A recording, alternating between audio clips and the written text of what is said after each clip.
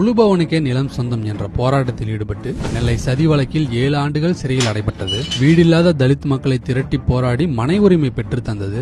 1996 சாதி கலவரத்தில் மாமனாரை இழந்த போதும் கலவரத்தை தடுக்க பாடுபட்டது. பாப்பாப்பட்டி. நன்றி சொல்லுங்க.